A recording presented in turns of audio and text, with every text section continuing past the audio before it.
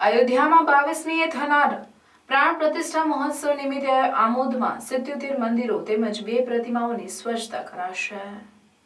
આમોદ નગરપાલિકા ખાતે બપોરે 3 કલાકે આમોદ પાલિકાના ભાજપના ચૂંટાયેલા સદસ્યો તેમજ સંગઠનના હોદ્દેદારોની પાલિકા સભાખંડમાં મહત્વની બેઠક મળી હતી, જેમાં અયોધ્યામાં ભગવાન રામના થનાર પ્રાણ પ્રતિષ્ઠા મહોત્સવ નિમિત્તે આમોદ નગરમાં આવેલા દરેક મંદિરોની સાફ સફાઈ કરવાનું આયોજન કરવામાં આવ્યું હતું। આ બેઠકમાં આમોદ નગરપાલિકાના પ્રમુખ સહિત પાલિકા સદસ્યો તેમજ આમોદ શહેર ભાજપ પ્રમુખ ઇન્દ્રસિંહ રાજ, મહામંત્રી ભીખાભાઈ લીંબચિયા, પ્રમોદ પટેલ સહિતના હોદ્દેદારો અને કાર્યકરો મોટી સંખ્યામાં ઉપસ્થિત રહ્યા હતા। આમોદ નગરના કુલ 6 વોર્ડમાં આવેલા 77 મંદિરો તેમજ 2 પ્રતિમાઓની તારીખ 17 થી 21 સુધી સાફ સફાઈ કરવામાં આવશે તેમજ મંદિરો અને પ્રતિમાઓ તેમજ જાહેર સ્થળો પર રોશનીનો શણગાર કરવામાં આવશે,